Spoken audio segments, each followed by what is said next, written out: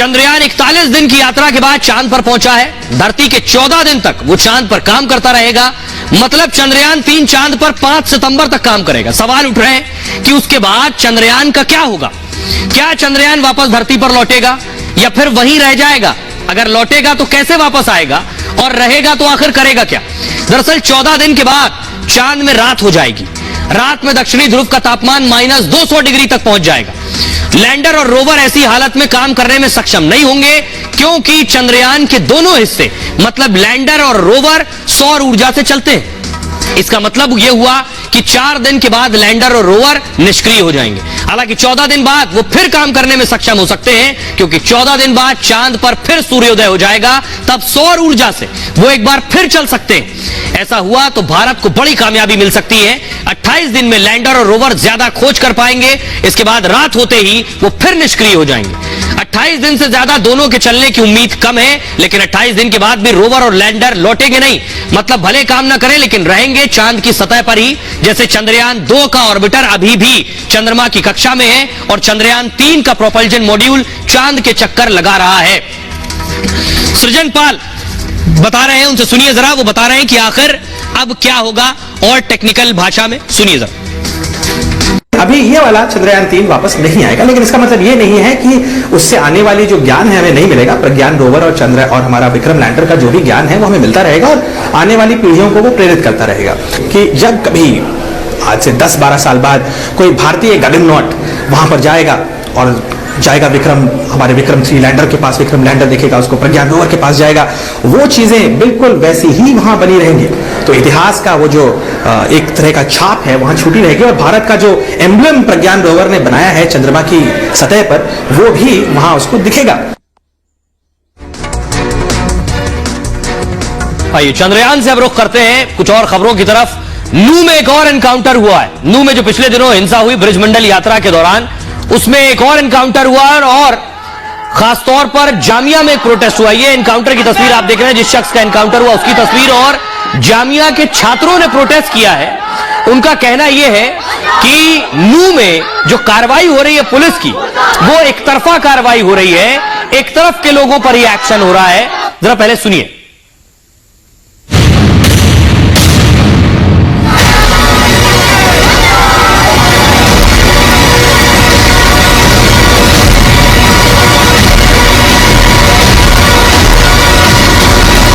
तस्वीरें दिल्ली के जामिया कैंपस की हैं। जामिया यूनिवर्सिटी के छात्र हरियाणा के नू में हुई हिंसा के खिलाफ आज सड़कों पर आ गए, लेकिन यह प्रदर्शन आरोपियों की जल्द गिरफ्तारी को लेकर नहीं था, बल्कि इस बात को लेकर था कि गिरफ्तार आरोपियों में एक ही समुदाय के लोग ज्यादा क्यों हैं। किस तरीके के थ्रेट्स दिए जा रहे हैं, मतलब एक कम्युनिटी को टारगेट कर करके उन्होंने मतलब बिल्कुल क्लियर कर दिया उनका एजेंडा क्या है। दमनकारी एक नीति अपनाई हुई है इन्होंने और उस पे अड़े हुए हैं। मोनू मानेसर जो एक नामजद आरोपी है FIR में, और उससे पहले भी उनके ऊपर आरोप लग चुके हैं। ये ऐसा हो रहा है कि पैरेलल स्टेट और पैरेलल पुलिस चल रही है। पुलिस से पहले वो लोग एक्शन लेते हैं, पुलिस एक्शन नहीं लेती। वैसे मैं खुद नू गया हूं। नू में मुसलमानों के घरों पर भी बुलडोजर चला है और बहुत से हिंदू हैं जिनके घरों पर बुलडोजर चला है। मुसलमानों की गिरफ्तारी हुई है तो बहुत से हिंदुओं की भी गिरफ्तारी हुई। बहरहाल मैं अब आपको रिपोर्ट दिखाता हूं, आंकड़ा वहां का क्या कहता है। नू में पुलिस एक्शन में है।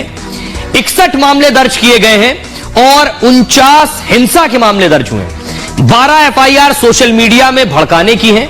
इनमें हिंदू और मुस्लिम दोनों समुदाय से लोग हैं। हिंसा के बाद से पुलिस लगातार कार्रवाई कर रही है। अब तक 292 आरोपियों को गिरफ्तार किया गया है। इन आरोपियों में हिंदू और मुसलमान दोनों हैं। जैसे इनमें राजकुमार उर्फ बिट्टू बजरंगी भी शामिल है, जिसे पुलिस ने फरीदाबाद से गिरफ्तार किया था।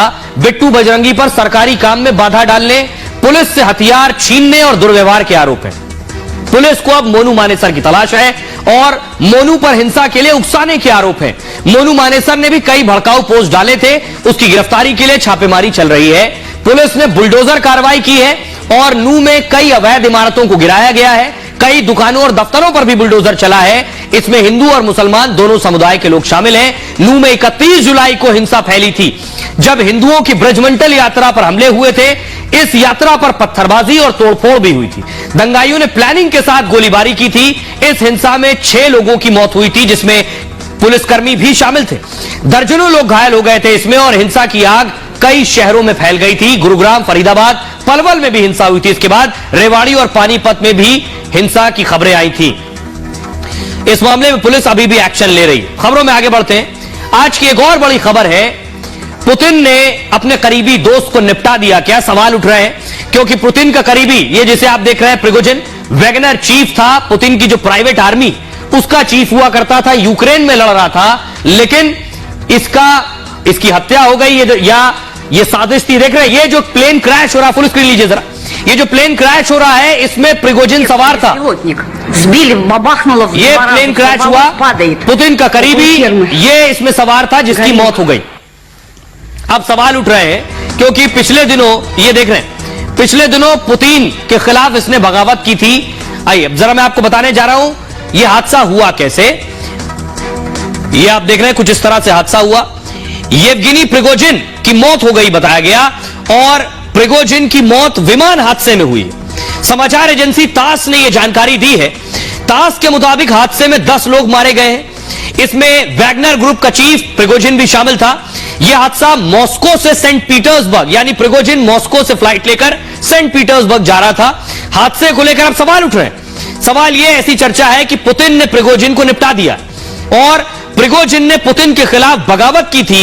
इसी साल प्रिगोजिन की सेना मॉस्को कूच कर गई थी। तभी से प्रिगोजिन को लेकर तमाम आशंकाएं थी, और चर्चा यह है कि पुतिन ने प्रिगोजिन को मरवा दिया है। दरअसल प्रिगोजिन प्राइवेट आर्मी का मुखिया था, और अपने इस ग्रुप को उसने वैगनर ग्रुप नाम दिया था, जो रूस की सेना के साथ यूक्रेन युद्ध में उतरा हुआ था, युद्ध लड़ रहा था, क्योंकि पुतिन का सबसे करीबी दोस्त भी प्रिगोजिन था। प्रिगोजिन से पुतिन की दोस्ती एक रेस्टोरेंट में हुई थी। पुतिन के लिए अक्सर खाना भी बनाया करता था। खनसामा समझ लीजिए पुतिन का था। पुतिन की वजह से उसने अरबों की कमाई की थी। 2014 में उसने ये वैगनर ग्रुप बनाया था, जो पैसे लेकर युद्ध के मैदान में उतरता था। प्रिगोजिन की मौत पर कहा गया है पुतिन सदमे में है। अमेरिका ने पुतिन पर इशारों में हमला किया है। सुनिए बाइडेन क्या कह रहे हैं, जरा सुनिए। I don't know for a fact what happened, but I'm not surprised. There's not much that happens in Russia with Putin out there, but I don't know enough to know the answer. I've been working out for the last hour and a half. बहरहाल ये भारत की बात है में इतना ही।